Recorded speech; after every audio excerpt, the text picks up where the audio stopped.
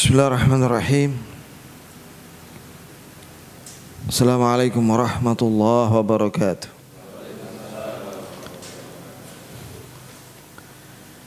Innal hamdalillah nahmaduhu wa nasta'inuhu wa nastaghfiruh wa na'udzu billahi min shururi anfusina wa min sayyiati a'malina. من يهده الله فلا مضل له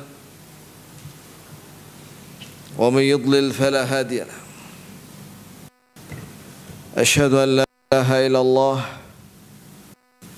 وحده لا شريك له وأشهد أن محمدا عبده ورسوله صلى الله عليه وعلى آله وصحبه ومن تبعهم بإحسان إلى يوم الدين وسلم تسليما كثيرا. أما بعد إخواني والأخوات بارك الله لي ولكم في عافية. Di sini dalam catatan saya di kitab Aqidah Tahawiyah matannya kita sudah menyelesaikan matan yang ke 24. Sekarang matan yang ke-25. Kata penulis rahimahullah Abu Ja'far At-Tahawi rahimahullah mengatakan wa kulluhum yataqallabuna fi masyiatih baina fadlih wa adlih. Ya, artinya bahwa seluruh makhluk itu di dalam kehendak Allah.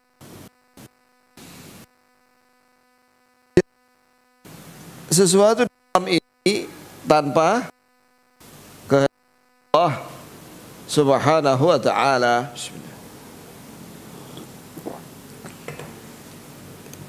Masya Allah wa ma lam yasha lam yakun.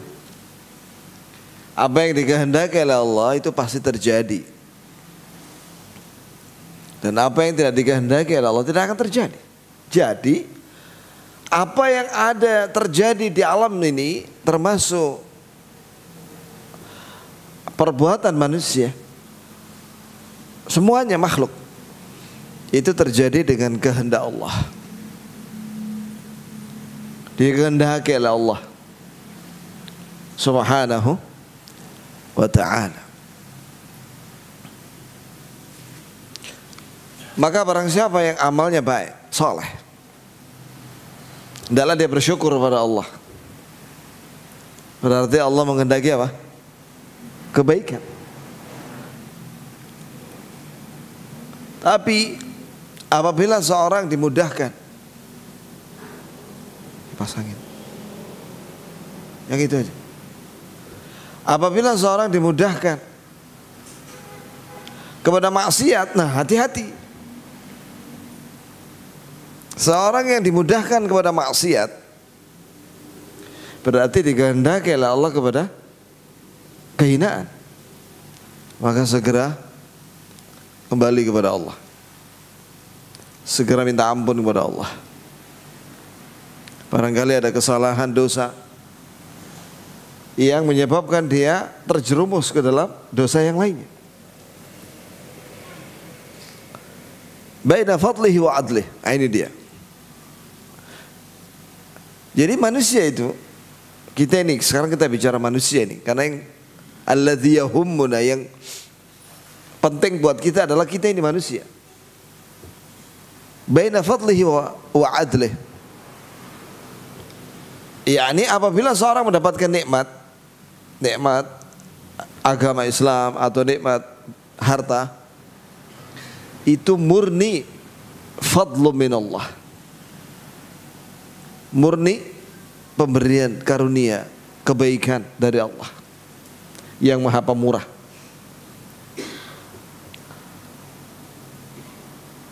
Maka hendaklah kita bersyukur atas nikmat itu.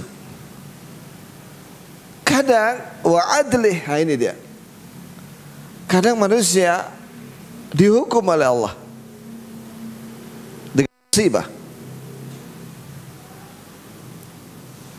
Ya, misalnya orang kafir nih, diazab oleh Allah Azza wa Jalla seperti kaum Nuh alaihissalam, kaum Ad, kaumnya Nabi Hud alaihissalam, kaum Thamud, kaumnya Nabi Saleh, kaum Lut, Madian, kaumnya Nabi Shu'aib alaihissalam. Itu disiksa oleh Allah. Iya kan? Dalam Al-Quran. Lah itu bagaimana Allah menyiksa mereka di dunia dan juga setelah mati, bi'adlih, dengan keadilannya. Jadi Allah Maha Adil ketika menyiksa itu. Berhak untuk dihukum. Karena mereka berhak untuk dihukum, jamaah sekalian.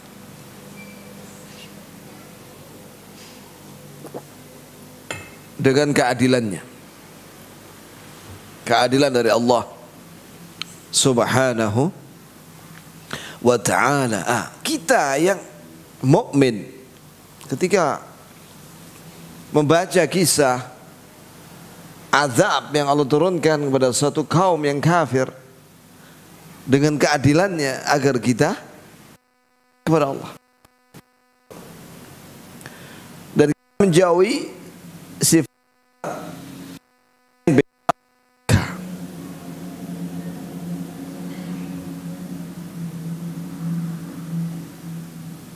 wa ma tasyauna illa Allahu rabbul alamin. Itu dalilnya ya. Apa yang kalian kehendaki tidak akan terjadi kecuali dikehendaki oleh Allah, baru terjadi. Makanya kita kalau mau melakukan sesuatu di masa mendatang, apa yang kita ucapkan? Insya Allah, jika dikehendaki oleh Allah. Sebagaimana Allah Ta'ala berfirman dalam surat Al-Kahfi, وَلَا تَقُولَنَّ لِشَيْءٍ إِنِّي فَاعِلٌ ذَلِكَ غَدًا. Jangan sekali-kali kamu mengucapkan saya sungguh pasti akan melakukan besok. Illa yasha Allah, kecuali dikehendaki oleh Allah, maka kau bisa melaksanakan besok. Maka ucapkanlah insya Allah, jika dikehendaki oleh Allah maka saya akan melakukannya. Karena kita nggak tahu apa yang akan terjadi kan. Besok itu kan kita nggak tahu apakah kita bisa melakukan apa tidak dengan kehendak Allah. Yang ke-26, wa huwa muta'alin 'anil adad wal andad. Maha tinggi dari lawan dan tandingan-tandingan. Tidak ada yang bisa melawan Allah Azza wa Jalla, dan tidak ada yang sebanding dengan Allah.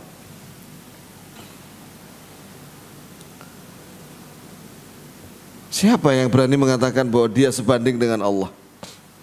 Pasti diazab oleh Allah. Seperti Fir'aun mengatakan, wa qala ana rabbukumul a'la. Fir'aun berkata, saya adalah Rabb kalian yang maha tinggi.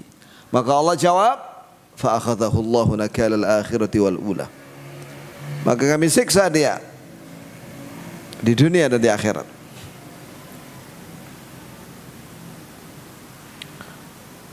Jamaah sekalian, ini penting sekali ya kawan, bahwa Allah itu tidak ada yang sebanding dengannya. Dalilnya surat Asy-Syura ayat 11. Laisa kamitslihi syai'un. Tidak ada yang sama dengan Allah apapun. Baik dalam zatnya, zat Allah, maupun dalam zatnya. Tidak ada yang sama dengan Allah. Walaupun kadang manusia itu punya sifat berbicara, misalnya Allah juga berbicara. Quran ini kan, Al-Quran itu Allah berbicara itu. Allah sampaikan kepada malaikat Jibril ayat per ayat. Kemudian malaikat Jibril menyampaikan itu kepada siapa?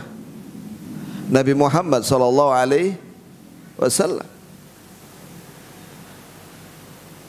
Lalu bagaimana perbandingan antara firman-firman Allah yaitu Al-Quran dengan perkataan manusia? Kata ulama salaf, al-farq baina kalamillah wa kalamil khalq kal farqi bainal khaliq wal makhluq. Perbandingan antara firman-firman Allah dengan perkataan makhluk itu seperti perbandingan antara Khalik yaitu Allah yang Maha Menciptakan dengan makhluknya. Jauh. Jauh.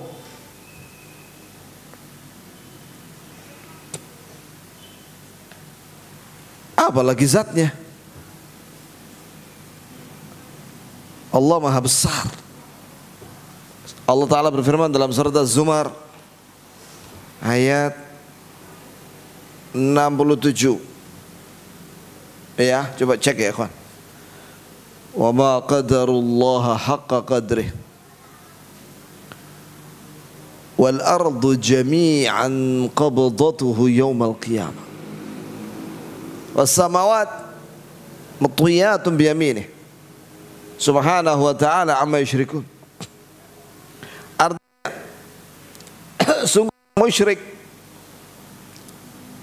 tidak mengagungkan Allah sebagaimana mestinya.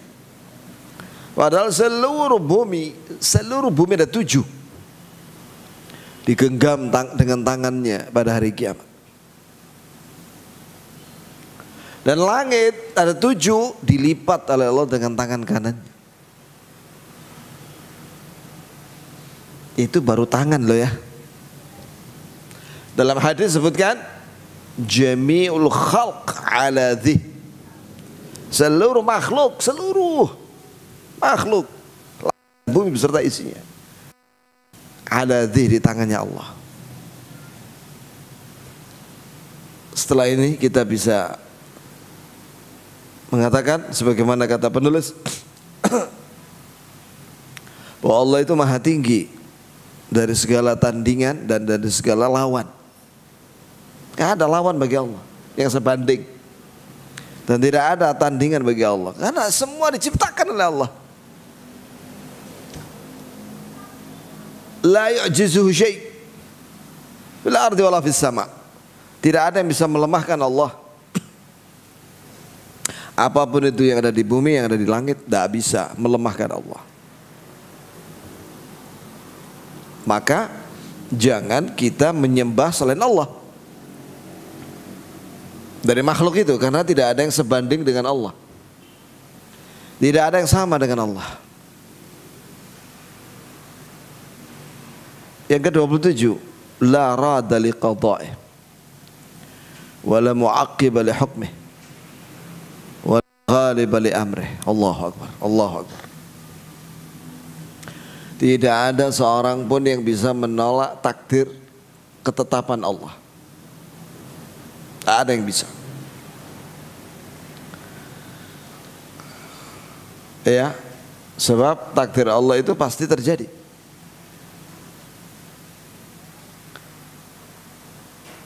Dan tidak ada yang bisa memprotes, mengkritik hukum Allah. Baik hukum yang berkaitan dengan syariat atau hukum yang berkaitan dengan apa? Kauni, takdir. Tidak ada yang bisa protes. Terima aja sudah, imani sudah. Karena Allah sudah mengetahui apa yang akan terjadi, apa yang sekarang ini terjadi, apa yang sudah terjadi. Dan itu semua tercatat di Lauhul Mahfuz. Dan itu semua dikehendaki oleh Allah terjadi. Itulah takdir. Siapa yang bisa menolak ilmunya Allah? Antum sekarang ini duduknya bermacam-macam.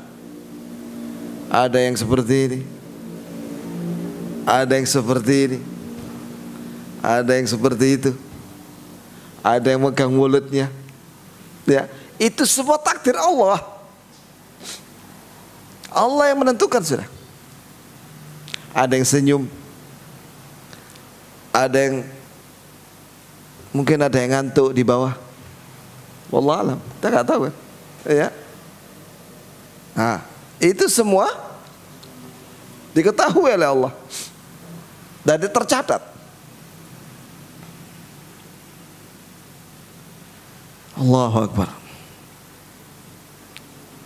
Mungkin ada pertanyaan begini. Lah bagaimana Ustaz dengan hadis la yaruddul qada illa du'a, atau la yaruddul qadar illa du'a? Tidak ada yang bisa menolak ketetapan dan takdir Allah kecuali berdoa. Syekh Abdul Razak menerangkan hadis ini. Maksudnya itu begini, bahwa orang yang berdoa itu tercatat di Lauhul Mahfuz. Ketika dia tidak berdoa, dia akan kena musibah.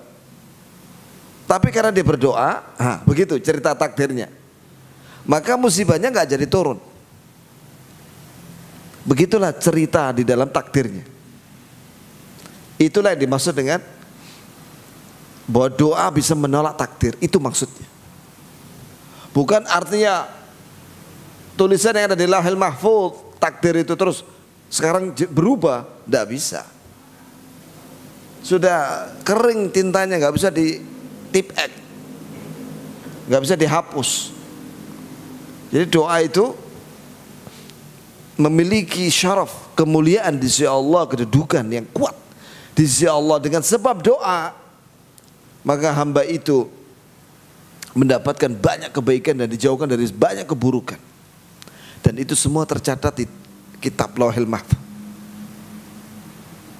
Hanya Allah yang tahu bagaimana takdirnya setiap orang. Kemudian wala ghaliba li amri, tidak ada yang bisa mengalahkan perintah Allah. Tidak ada yang bisa. Ya, contohnya perintah Allah kematian. Kematian itu termasuk perintah Allah. Karena Allah yang menghidupkan dan mematikan. Siapa yang bisa melawan kematian? Tidak ada yang bisa. Walaupun dia orang yang paling sombong di muka bumi. Siapa itu? Fir'aun. Fir'aun itu sombongnya luar biasa ya.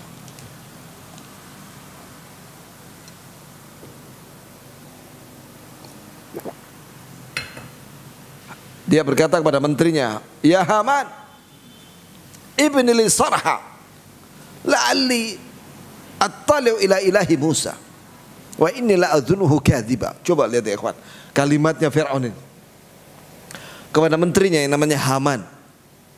Wahai Haman, bikinkan aku gedung yang tinggi. Saya ingin melihat Rabbnya Musa. Saya mengira dia ini bohong. Aduh, kalimat ini mengerikan ya ikhwan. Ngeri ya ikhwan. Ya, itulah Fir'aun. Tidak berdaya makhluk Allah yang bernama air laut. Air itu kalau turun hujan, lembutnya luar biasa kan? Dingin, sejuk. Tapi ingat, itu juga tentara Allah, air itu. Allah bisa menenggelamkan satu kaum Nuh, dan menenggelamkan Fir'aun. Berapa tentaranya Fir'aun? Siapa yang tahu? Di waktu itu, ribuan tahun yang lalu, zamannya Nabi Musa, ada Fir'aun, seorang namanya Fir'aun, dia mengepalai sebuah negara di Mesir. Berapa tentaranya Pak? Ada yang tahu? 600.000. Diceritakan oleh Ibnu Katsir dalam tafsirnya. Di waktu itu Ada seorang punya tentara 600.000, itu sudah terkuat di dunia sudah. Zaman sekarang aja tentaranya Rusia berapa itu? Yang aktif 900.000. Sekarang lagi rame di Ukraina apa itu?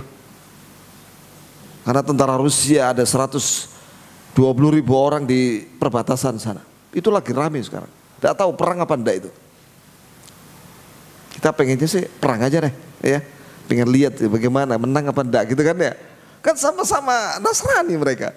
Kali sudah, kita orang jadi sekali-kali jadi penonton lah ya. Umat Islam jangan jadi korban terus.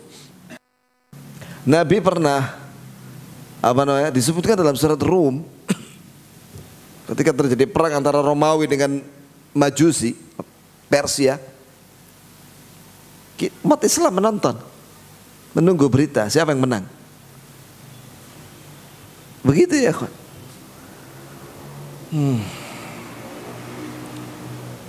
Terus bagaimana, apa yang terjadi? Firaun beserta bala tentaranya itu ditenggelamkan oleh Allah di laut.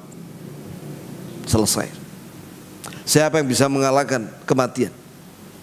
Perintah Allah itu. Mau lari kemana wahai manusia? Ke puncak gunung pasti mati.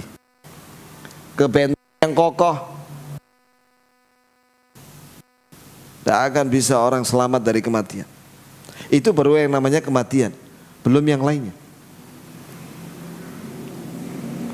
Yang ke-28, amanna bidzalika kullih, kami beriman dengan itu semua. Iya betul, dengan semua yang diberitakan dari nomor 1 sampai nomor 28. Wa iqanna anna kullu min indih, dan kita yakin bahwa semua baik itu pemberian, apa itu kejadian di alam ini, min indihi huwa, dari Allah. Allah yang menginginkan, Allah yang menghendaki. Termasuk ini yang ada di sekitar kita ini, yang kita tahu maupun kita nggak tahu. Min indillah, wa ma bikum min ni'matin fa minallah. Semua nikmat yang ada kalian dari Allah. Maka bersyukurlah dengan nikmat itu. Antum punya istri, antum punya anak, punya rumah, punya kendaraan, punya makanan hari ini cukup, sehat, walafiat, selamat, ya kan? Ketahuilah bahwa itu dari Allah. Allah yang memberimu. Maka bersyukurlah kepada Allah Subhanahu wa ta'ala. Karena saat ini ada orang yang tidak punya istri. Kalau perempuan tidak punya suami, apalagi anak. Bahkan ada yang tidak punya rumah, tidak punya kendaraan. Bahkan ada yang tidurnya di pinggir jalan, tidurnya di gerobak. Maka bersyukurlah kepada Allah. Lihatlah orang yang lebih rendah. Unduru ila man huwa asfala minkum likai la tazdaru ni'matallahi 'alaikum. Hendaklah kalian melihat dalam kenikmatan, ya, lihat orang di bawah kalian, supaya kalian tidak meremehkan nikmat yang Allah beri kepada kalian. Semuanya dari Allah Subhanahu wa ta'ala. Maka bersyukurlah, maka Allah akan tambah. La in syakartum la azidanakum. Jika kalian bersyukur, sungguh aku tambah lagi nikmat itu kepada kalian. Alhamdulillah. Ya kawan, syukur itu ada 3 rukunnya, kata Ibnu Qayyim. Yang pertama, syukur dengan hati, yaitu meyakini semua nikmat dari Allah. 2, alhamdulillah, yarhamukallah. Yang kedua, syukur dengan lisan, mengucapkan pujian kepada Allah, alhamdulillah. Yang ketiga syukur dengan anggota badan, yaitu apa? Apa? Menggunakan nikmat itu untuk mendekatkan diri kepada Allah. Itu. Ya.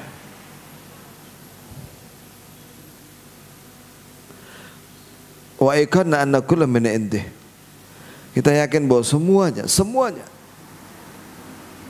itu dari sisi Allah, dari pemberian dari Allah Subhanahu wa ta'ala.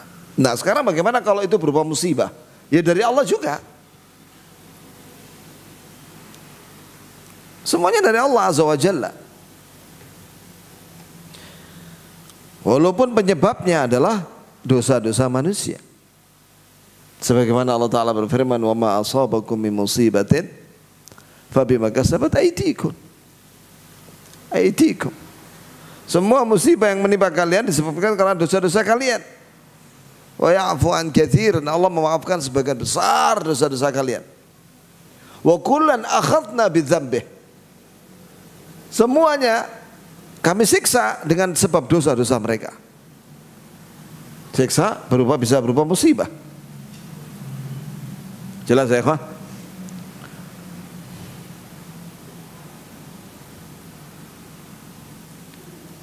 Nah, yang ke-29.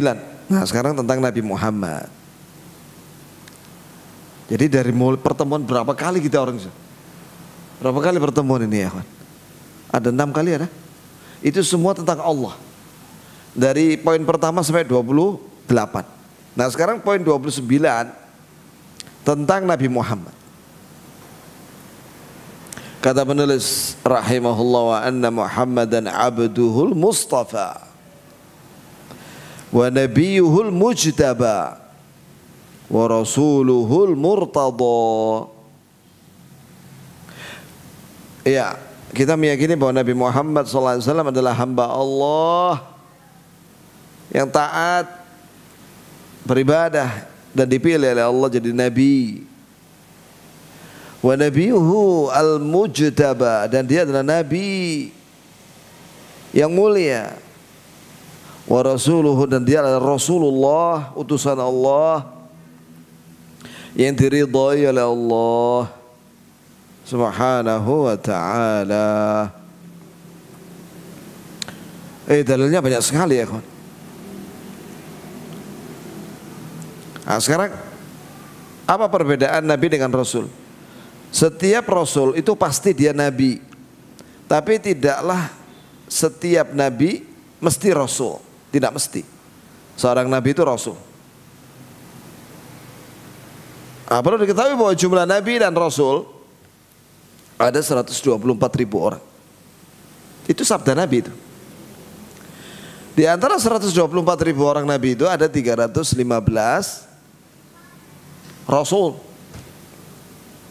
Di antara 124.000 Nabi itu ada 315, ada riwayat 313 Rasul alaihi wassalatu wassalam. Nah, di antara mereka adalah Nabi kita Muhammad sallallahu alaihi wasallam. Perbedaan Nabi dengan Rasul dikatakan di sini, catatan kaki di sini Syekh Al-Albani ya dalam tafsir Al-Alusi dan yang lainnya mengatakan bahwa Rasul itu yang diutus dengan syariat baru, sedangkan Nabi diutus untuk melaksanakan syariat Rasul sebelumnya. Dan dua-duanya jelas disuruh untuk menyampaikan lah. Kalau ulama aja disuruh menyampaikan wahyu yang mereka dapatkan berupa kitab-kitab itu ya seperti Al-Quran dan Sunnah, apalagi para nabi. Jadi kalau ada orang mengatakan bahwa nabi itu dapat wahyu tapi nggak wajib disampaikan, itu salah. Nabi juga seperti Rasul menyampaikan.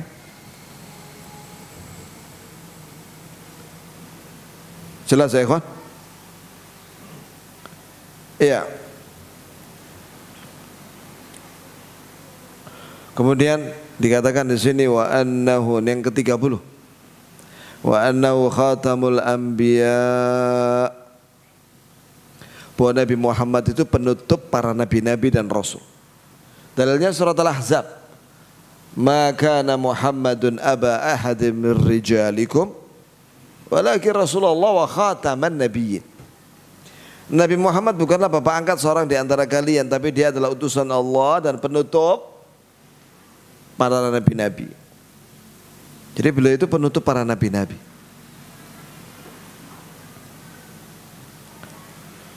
Wa imamul atqiya, dan nabi kita itu adalah pimpinannya para orang yang bertakwa. Masya Allah. Ya. Dalilnya mana? Itu kata Rasulullah, ana sayyid waladi Adam. Saya adalah pimpinan anak Adam. Wala fakhr, tidak ada kesombongan dalam diri saya. Dan hadis syafaat, bahwa nanti waktu manusia berada di padang mahsyar itu kepanasan dan mendatangi Nabi Adam, Nabi Nuh, Nabi Ibrahim, Nabi Musa, Nabi Isa. Semuanya menolak, tidak berani untuk berdoa kepada Allah saat itu.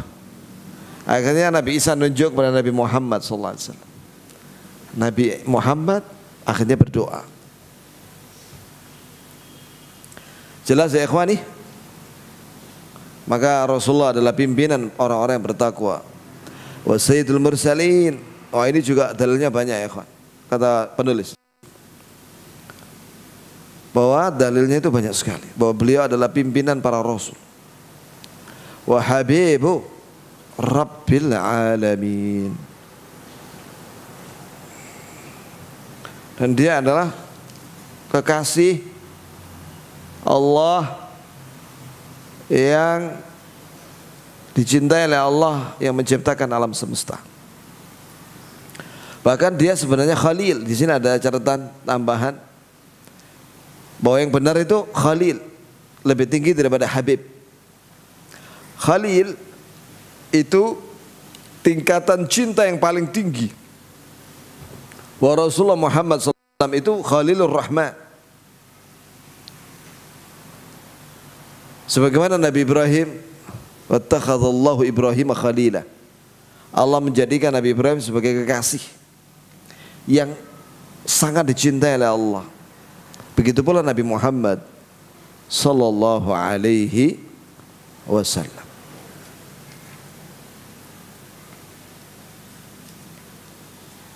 Kemudian yang ke-31, wa kullu da'wan nubuwah ba'dahu faghayyun wa hawa. Maka semua yang mengaku dirinya sebagai nabi setelah Nabi Muhammad sallallahu alaihi wasallam wafat, maka itu adalah kesesatan dan hawa nafsu. Maka itu adalah kesesatan dan hawa nafsu. Dalilnya kata Nabi sallallahu alaihi wasallam, "Annahu sayakunu ba'di dajjalun katsirun." Bahwa nanti akan muncul setelahku para penyesat banyak. Dalam satu riwayat jumlahnya 30 orang. Kulluhum yaz'um annahu nabi. Semuanya mengaku dirinya sebagai nabi. Wa ana khatamun nabiyyin. Saya penutup para nabi-nabi. La nabiyya ba'di, tidak ada nabi setelahku. Dari sini kita bisa mengetahui kesesatan Ahmadiyah yang mengakui seorang namanya Mirza Ghulam Ahmad Al-Qadiani Al-Hindi, orang India, Ad-Dajjal, yang ngaku sebagai nabi. Perhatikan ya ikhwan, kata Rasulullah dalam hadis ini, la nabiyya ba'di, tidak ada nabi setelahku. Rawahu Muslim. Dan anehnya Ahmadiyah ini pengikutnya banyak. Ya Allah. Sampai hari ini di India, di Jerman, di Inggris, di Amerika ini. Dan mereka punya masjid Website juga punya website. Tapi mereka tidak menamakan Ahmadiyah di situ. Dan mereka fanatik. Mereka fanatik membela Mirza Ghulam Ahmad itu.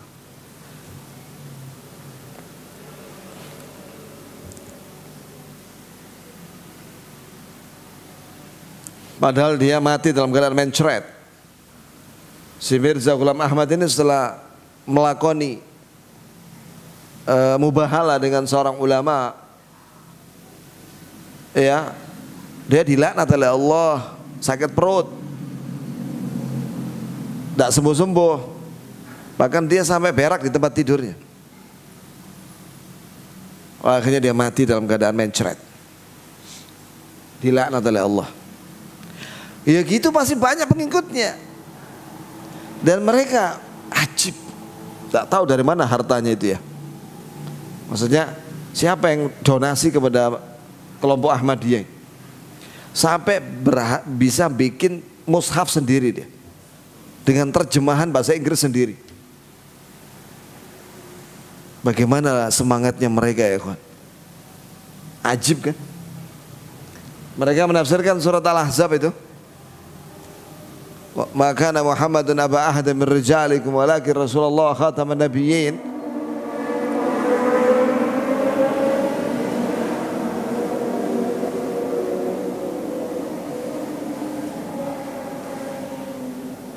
Menang sudah. Bagaimana tadi? Kok sampai menang nih gimana sih? Lah banter-banter ngono suaranya, ya Allah, astagfirullahaladzim. Ahmadiyah itu sampai memiliki mushaf sendiri dengan terjemahan bahasa Inggris sendiri. Mereka menerjemahkan ayat dalam surat Al-Ahzab, maka Muhammadun aba ahadin min rijalikum walakin rasul wa khataman nabiyyin. Khataman nabiyyin diartikan apa? Cincin-cinnya para nabi, bukan penutup. Sampai seperti dia bikin cetakan sendiri. Saya pernah kemasukan orang Ahmadiyah di Facebook saya, ngirim dia tentang Mirza itu seorang nabi gini-gini. Langsung tak blokir ya aku. Langsung tak blokir sudah. Cari penyakit aja. Dia termasuk apa ya, semacam perwakilan dari Ahmadiyah resmi. Nah itu, dapat gaji bulanan dia dari pusatnya ada di Inggris. Khalifahnya, penggantinya Mirza Ghulam Ahmad itu ada di Inggris. Para ulama dalam Rabithah Alam Islami dan yang lainnya sepakat bahwa Ahmadiyah murtad. Maka pemerintah Saudi tidak menerima utusan dari mereka untuk ibadah haji dan umrah. Jadi mereka harus menulis agama mereka adalah Ahmadiyah, bukan Islam. Agama Ahmadiyah. Dan tidak diterima paspor mereka di Saudi Arabia.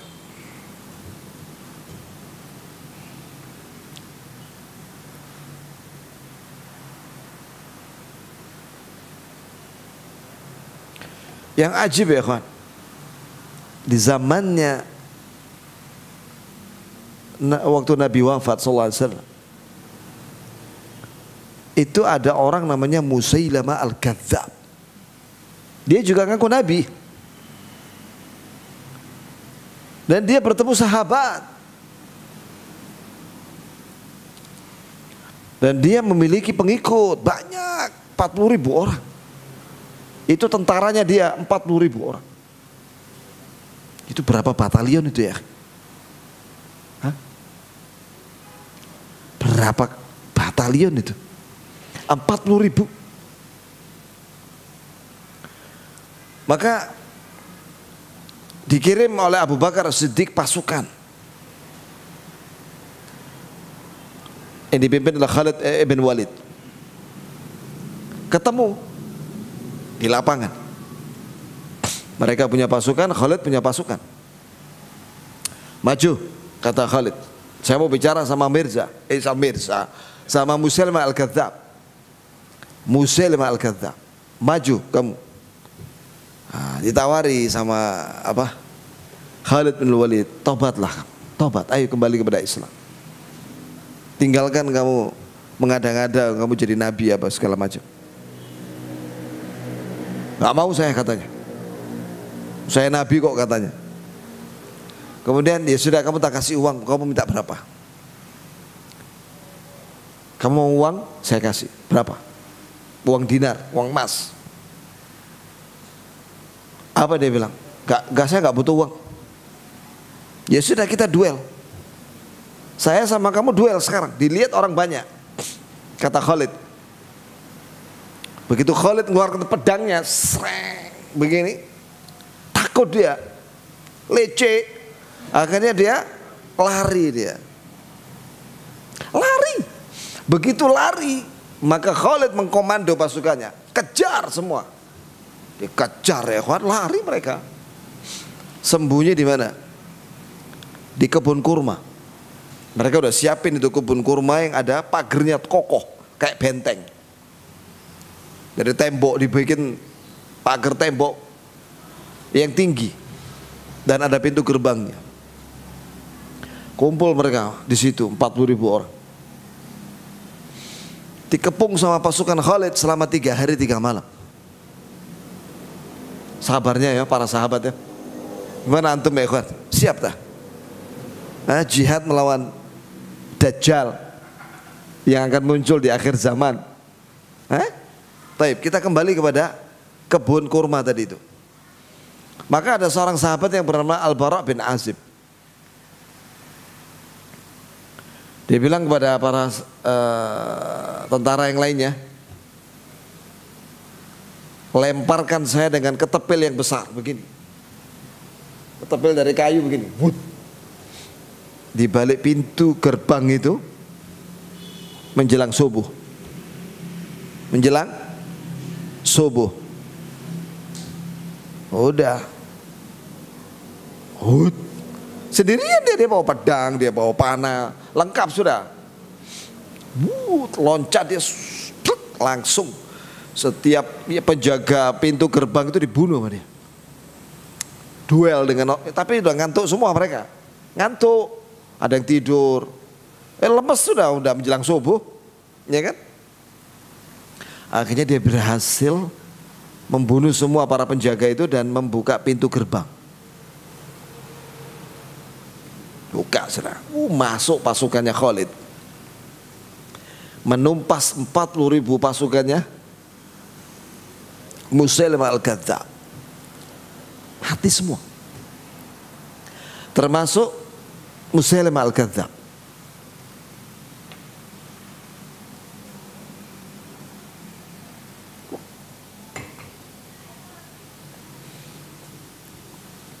Termasuk Musailimah Al-Kadzdzab ditombak sama Al-Wahsy.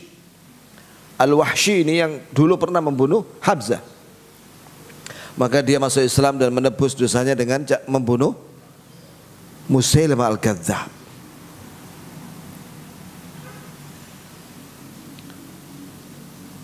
Kemudian jamaah sekalian,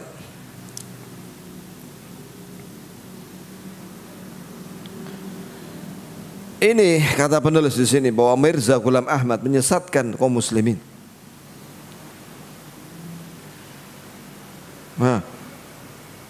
Allah al-musta'an.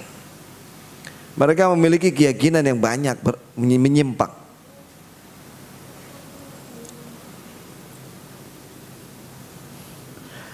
Apa ada sebelum Mirza? Iya, ini seperti Ibnu Arabi As-Sufi. Ya, dia juga ngaku dirinya sebagai nabi. Dan yang lainnya banyak. Yakun fi akhir zaman dajjalun kadzabun. Akan datang di akhir zaman para penyesat, pendusta. Ya'tunakum minal ahadits, datang kepada kalian dengan membawa hadis bimalam tasma'u antum wa aba'ukum, yang kalian tidak pernah mendengar hadis itu dan juga bapak-bapak kalian tidak pernah mendengar hadis itu. Fa iyyakum wa iyyahum, hati-hati kalian dengan mereka. La yudillunakum wa la yuftinunakum, Jangan sampai mereka menyesatkan kalian dan jangan sampai mereka memfitnah kalian.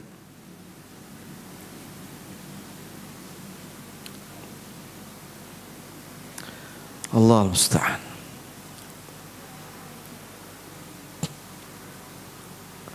Banyaknya orang sesat.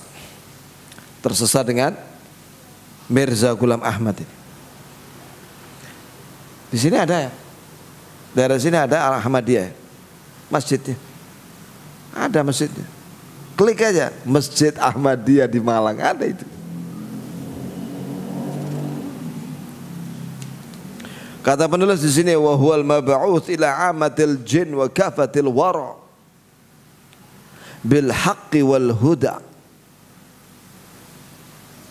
wa bin nur wad diya. Allahu akbar.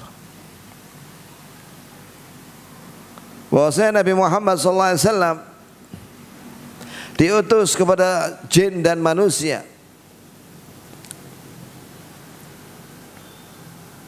Pada jin dan manusia. Dalilnya mana ya kawan, bahwa Nabi kita Muhammad diutus kepada jin dan manusia?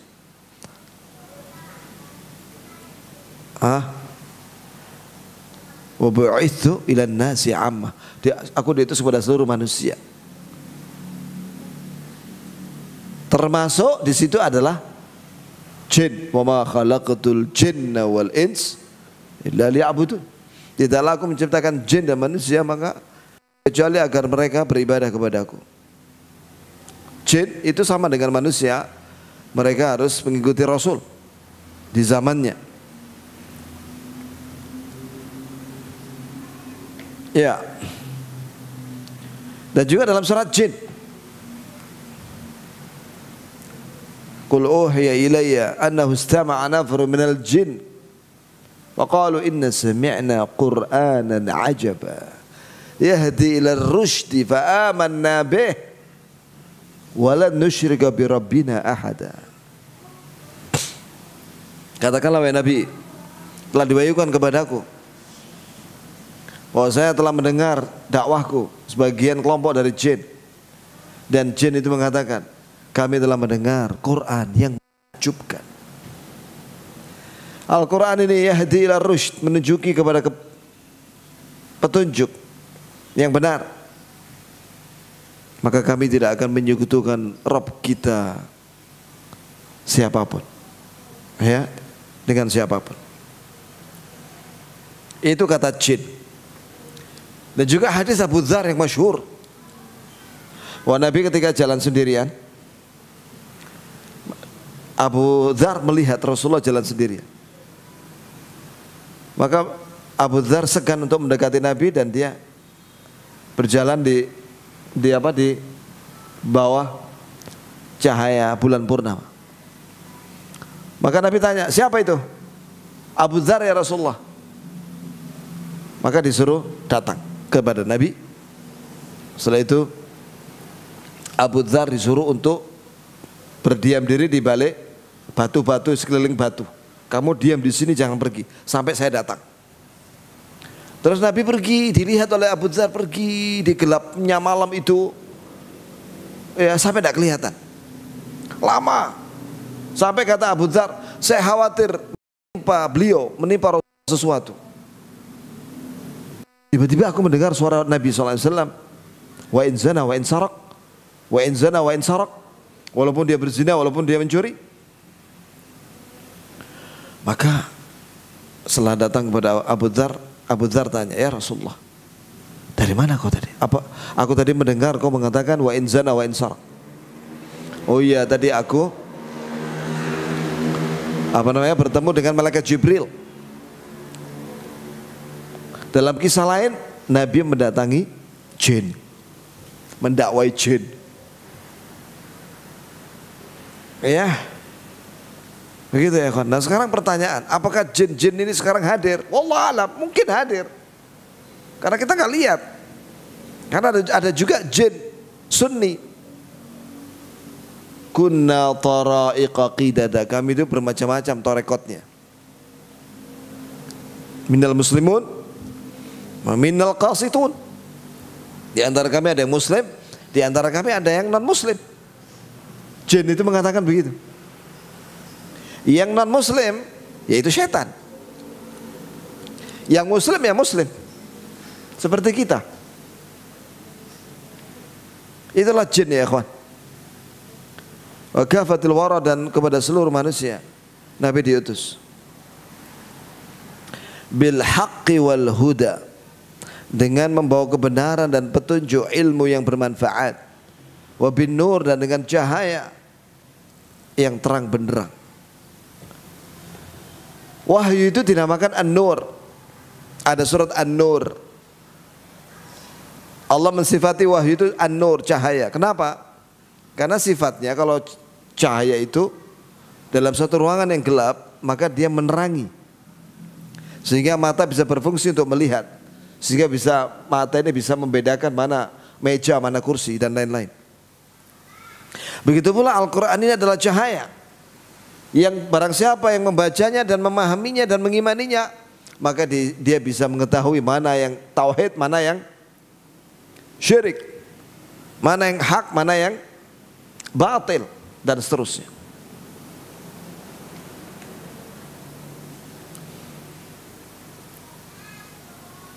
Ya, huwallazi arsala rasulahu bil huda wa dinil haq.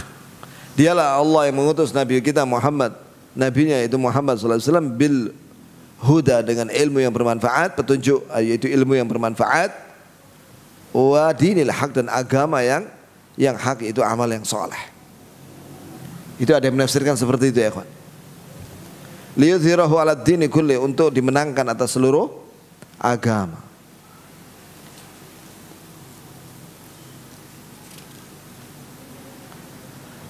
Kata Rasulullah sallallahu alaihi wasallam dalam hadis sahih, la yasma'u bi ahad min hadhil ummah yahudi wala nasrani thumma la yu'min billadhi ursiltu bi ila kana min ashabin nar. Tidak ada seorang pun dari umatku ini yang mendengar tentang saya, baik Yahudi atau Nasrani, kemudian dia tidak beriman dengan apa yang saya bawa, kecuali dia akan menjadi penghuni neraka. Kecuali dia akan menjadi penghuni neraka jahanam, kalau dia tidak beriman setelah mendengar dakwahku. Sampai jam berapa nih ya kawan?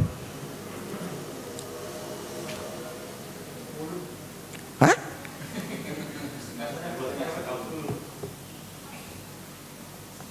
Ya tak ngopi tes sih.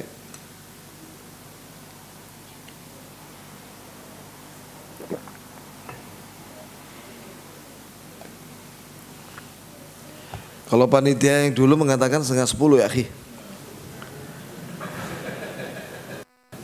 Tanya jawabnya barangkali 9:30. Barangkali tanya jawabnya setelah 9:30 lah ya, biar ya. Kemudian yang ke-33, kata penulis rahimahullah, wa anal Qur'ana kalamullah minhu bada wa bila kayfiyya qawla wa anzalahu ala rasulihi wahya wa sadaqahu al-mu'minuna ala dhalika haqqan wa ayaqanu annahu kalamullah ta'ala bil haqiqah laysa bimakhluqin ka kalamil bariyah faman sami'ahu faza'ama annahu kalamul bashar faqad kafar وقد ذمه الله وعابه وأوعده بسقر حيث قال تعالى سأصله سقر المدثر فلما أوعد الله بسقر لمن قال إن هذا إلا قول البشر علمنا وأيقنا أنه قول خالق البشر لا يشبه قول البشر. Ya. Setelah itu penulis mengatakan bahwa Al-Quran itu kalamullah, firman-firman Allah, baik lafadznya maupun maknanya. Ya. Jadi begini ya kawan. Sekarang penulis berbicara tentang salah satu sifat Allah, bahwa Allah itu berbicara. Ya, Nah, di antara yang Allah sampaikan adalah Al-Quran.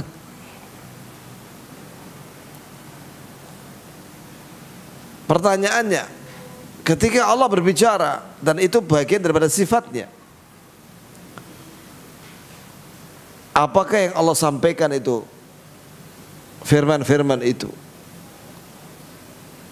adalah makhluk? Bukan. Itu bukan makhluk. Sebab sifat Allah itu sama dengan zatnya. Sebagaimana zat Allah itu bukan makhluk, begitu pula sifat Allah bukan makhluk. Sifat ada dua, ada sifat dzatiyah, ada fi'liyah. Ya, termasuk fi'liyah, qauliyah. Ada sifat zat, zatnya Allah, Allah punya tangan, Allah punya wajah, Allah punya betis, ada di Quran. Allah punya kaki, Allah punya telapak kaki, ada. Ya. Ketika Allah bertanya kepada neraka jahanam, halim talati, wahai neraka jahanam, apakah kamu sudah penuh? Maka neraka jahanam mengatakan, hal min mazid, apa ada tambahan ya Rabb? Maka Allah meletakkan telapak kakinya di neraka. Maka neraka mengatakan, qattu, penuh. Berarti Allah punya telapak kaki, punya betis. Betis mana dalilnya? Yauma yukshafu an saq. Pada hari, yakni pada hari mahsyar, Allah menampakkan betisnya. Maka orang mukmin sujud waktu itu. Orang muslim sujud.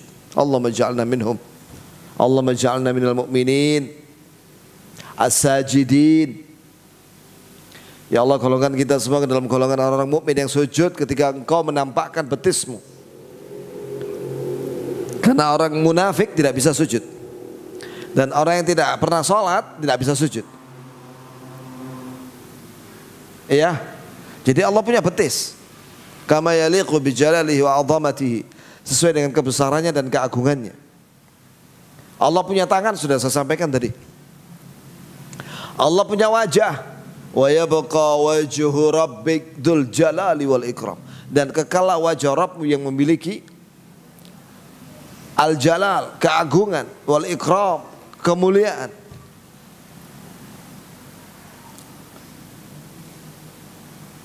Ya. Nah, zat Allah bukan makhluk. Begitu pula sifatnya. Karena itu bagian daripada Allah Azza wa Jalla, sifatnya. Termasuk berbicara itu adalah sifatnya. Nah, Al-Quran ini Allah sampaikan, didengar oleh malaikat Jibril, suaranya Allah itu, dan yang Allah sampaikan itu jelas, itu kalimat, ayat, itu kalimat sempurna, mengandung makna dengan bahasa Arab, didengar oleh malaikat Jibril, kemudian disampaikan kepada Nabi Muhammad SAW. Maka Al-Quran itu yang Allah sampaikan, itulah definisi Al-Quran. Bukan mushaf ini ya akhi. Mushaf itu mushaf. Yang dimaksud dengan Al-Quran itu tadi, Allah menyampaikan Quran kepada malaikat Jibril, kemudian malaikat Jibril menyampaikan kepada Nabi Muhammad. Itu Al-Quran. Kalau ini mushaf cetakan mana nih? Di Ponorogo paling. Warna kuning itu. Gema Insani Press, ya kan? Nah itu. Kalau ini kertas, iya, makhluk kertas. Yang dimaksud dengan Quran di sini adalah apa yang Allah sampaikan kepada Jibril. Itulah, bukan makhluk. Makanya kita dibolehkan untuk berlindung kepada sifat Allah, yaitu kalimat-kalimatnya yang sempurna. A'udzu bi kalimatillahi tammati min syarri ma khalaq. Aku berlindung kepada kalimat-kalimat Allah yang sempurna. Apa itu? Al-Quran. Dari kejahatan makhluk yang Allah ciptakan. Pagi dan sore kita mengucapkan itu. Iya kan? Sekiranya Al-Quran itu makhluk, tentu nggak boleh kita berlindung pada makhluk. Syirik. Karena Al-Quran yang Allah firmankan, yang itu merupakan kalimat-kalimat Allah yang maha sempurna. Bukan makhluk. Karena itu bagian daripada zat Allah, bagian daripada sifat Allah. Maka kita boleh berlindung kepada salah satu sifat Allah, yaitu kalimat-kalimat Allah yang maha sempurna. Sering orang salah paham memahami bab ini. Ustaz, Quran kan makhluk, itu bikinannya pabrik, percetakan. Ya akhi, yang dimaksud Quran di sini menurut penjelasan para ulama bukan mushaf, tapi yang Allah sampaikan kepada malaikat Jibril. Kemudian malaikat Jibril menyampaikan kepada Nabi Muhammad. Itulah yang dimaksud dengan Al-Quran. Itu bukan makhluk. Ya. Karena ada yang menghafal Al-Quran, tidak perlu dia baca di kertas mushaf. Dia udah hafal Al-Quran. Fi qalbihi, dalam hatinya dia hafal. Allahumma ja'alna minhum. Ya Allah, golongkan kita semua dan keluarga kita semua dalam golongan penghafal Al-Quran dan yang mengamalkan Al-Quran dan Sunnah. Amin ya Rabbal Alamin. Hafal Quran dan Sunnah dan mengamalkan Quran dan Sunnah dengan benar dalam keadaan selamat. Amin ya Rabbal Alamin. Kemudian kata penulis, dari Allah memulai. Ini nih, perhatikan. Al-Quran dari Allah yang mengawali, Allah yang berbicara bila kaifiyah, tanpa kita itu menanyakan bagaimana cara Allah berbicara. Enggak boleh, karena Allah enggak sama dengan makhluk dalam segala hal. Laisa kamitsli syai'. Allah enggak sama dengan segala sesuatu. Qaulan, dalam ucapan. Wa anzalahu ala rasulihi wahya. Dan Al-Quran itu diturunkan oleh Allah dengan perantaraan malaikat Jibril kepada Rasulnya Muhammad SAW sebagai wahyu. Dan dibenarkan itu Al-Quran oleh seluruh kaum mukminin, bahwa benar-benar itu firman Allah. Wa aiqanu annahu kalamullah. Dan mereka meyakini bahwa itu firman-firman Allah yang Allah berbicara secara hakiki. Laisa bimakhluk, dia bukan makhluk. Seperti perkataan manusia tidak sama dengan perkataan manusia. Ya. Jika seorang mendengar dan mengatakan bahwasanya Al-Quran itu seperti perkataan manusia, maka dia telah kafir. Mana dalilnya? Surat Al-Muddathir. Allah mencela salah satu tokoh Quraisy, Mughirah Al-Makhzumi, saya lupa namanya, dia ada di tafsir Ibnu Katsir surat Al-Muddathir. Ini dalam ayat 25, bahwasanya orang itu, tokoh Quraisy itu mengatakan, in hadza illa qaulul bashar, bahwa Quran itu hanya perkataan manusia. Maka Allah marah dan Allah menjawab, sauslihi saqar, saya akan masukkan orang itu ke neraka Saqar.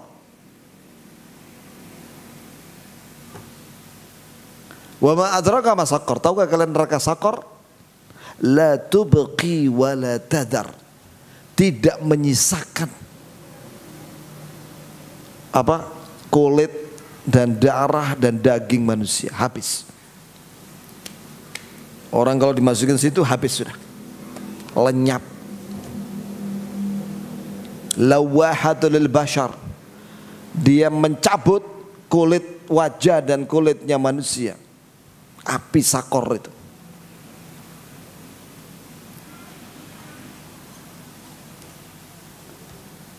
Ya, itu jamaah sekalian. Jadi dia bukan perkataan manusia, itu perkataan Allah, bukan makhluk, bukan seperti perkataan makhluk itu. La yashbihu qaulul bashar, tidak sama dengan perkataan manusia.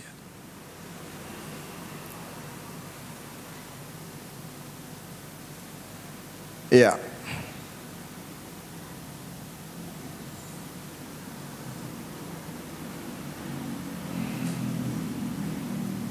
Di sini ada keterangan di sini ya, ikhwan. Al-fadhu ma'anihi ainu kalamillah. Lafadznya dan maknanya dalam Al-Quran itu betul-betul firman Allah. Nabi mendengarnya dari Jibril. Jadi Jibril juga menerangkan maknanya, tafsirnya kepada Nabi Muhammad SAW.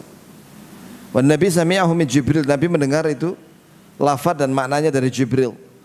Was sahabat sami'uhu minan Nabi. Dan para sahabat mendengar Quran, lafaz dan maknanya, tafsirnya dari Nabi SAW.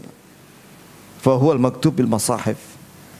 Dan kemudian Al-Quran itu tertulis di mushaf-mushaf Al-Mahfuz, yang terjaga di mushaf itu, bis sudur, dan juga dihafal di dada manusia. Al-matlu bil alsinah, yang dibaca dengan lisan.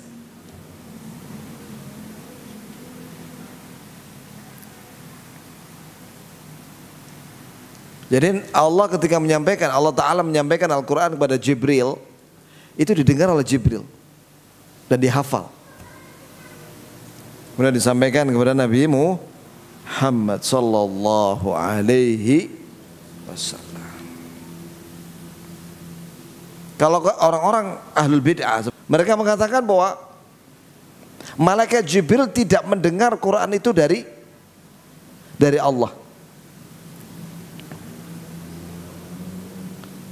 Ini kan menyesatkan. Memangnya Allah bisu? Allah tidak bisu. Allah berbicara dengan sesungguhnya. Dan didengar kalimat-kalimat itu, kalimatnya Allah itu didengar oleh malaikat Jibril. Namanya kalimat, ada hurufnya, ada harakatnya, dan ada suaranya. Didengar oleh malaikat Jibril.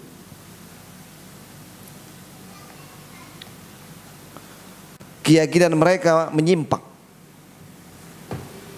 Mereka mentakwil banyak sifat Allah, seperti sifat fi'liyah, perbuatan Allah turun ke langit dunia setiap sepertiga malam terakhir. Mengatakan bahwa itu bukan zatnya yang turun, tapi rahmatnya yang turun di setiap sepertiga malam terakhir. Lah kalau rahmat Allah cuma turun sepertiga malam terakhir, setelah itu nggak ada lagi rahmat Allah turun, azab dunia ini. Dengan adanya rahmat Allah, kita masih bisa minum teh, minum air putih, masih bisa bicara dengan normal, masih bisa melihat, masih berfungsi mata kita, masih bisa mendengar telinga kita, itu dengan rahmat Allah. Jadi rahmat Allah turun di semua waktu. Yang dimaksud dengan sepertiga malam terakhir itu zatnya Allah turun. Jadi mereka tidak mengimani makna daripada ayat-ayat dan hadis tentang sifat menurut bahasa Arab. Mereka hanya mengimani lafadznya, lafadz ayat dan hadisnya, tapi mereka tidak mengimani maknanya. Maka mereka takwil, mereka rubah maknanya jauh. Turun di situ bukan zatnya yang turun, tapi siapa? Rahmatnya. Tangan Allah, Allah punya tangan kan? Yadullah fawqa aydihim, tangan Allah di atas tangannya para sahabat, di atas tangannya Nabi dan para sahabat waktu Bai'atur Ridwan di bawah pohon itu, sebelum perjanjian Hudaybiyah. Apa kata itu bukan tangan Allah, itu maksudnya adalah al-quwwah, al-qudrah, kemampuan. Ya akhi, kemampuan Allah itu gak terhitung banyaknya. Wallahu ala kulli syai' qadir. Allah menguasai atas segala sesuatu. Sedangkan tangan Allah itu dua. Masa antum artikan tangan Allah yang dua dengan kudrah, kemampuan yang tidak terhitung? Allah berfirman dalam surat Sad kepada iblis, Allah berfirman berkata, "Ma mana'aka an tasjuda lima khalaqtu bi yadayya?" Kenapa kamu wahai iblis tidak mau sujud kepada Adam yang aku ciptakan dengan 2 tanganku. Allah jelas mengatakan di situ 2 tangan. Itu bukan 2 tangan tapi 2 kemampuan. Ya akhi, kemampuan Allah itu tidak terhitung, bukan 2. Itu tangannya Allah, jangan diartikan jauh. Jadi mereka hanya mengimani lafadznya tapi tidak mengimani maknanya. Mari kita luruskan akidah kita ya ikhwan. Jangan kita mentakwil sifat-sifat Allah. Kita mengimani semua sifat Allah dengan maknanya dalam bahasa Arab. Ya, sampai di sini jamaah sekalian. Jadi ini sudah poin yang ke-33 tentang Al-Qur'an. Jadi Al-Qur'an itu apa? Kalamullah. Apa definisi Al-Qur'an di situ maksudnya? Apakah yang dimaksud Quran itu kertas-kertas itu? Mushaf? Tapi yang Allah sampaikan kepada Nabi Muhammad, kepada siapa? Malaikat Jibril. Kemudian Malaikat Jibril menyampaikan Quran itu kepada Nabi Muhammad. Itulah Al-Quran. Dihafal oleh Nabi Muhammad SAW, dihafal oleh para sahabat, sebagian sahabatnya, sebagian besar sahabatnya, dan juga para tabi'in dan seterusnya. Dan ditulis dalam mushaf untuk terjaga keautentikan. Ya, kita akhiri dengan kafaratul majlis. Subhanakallahumma bihamdika asyhadu an la ilaha illa anta astaghfiruka wa atubu ilaik. Wassalamualaikum warahmatullahi wabarakatuh.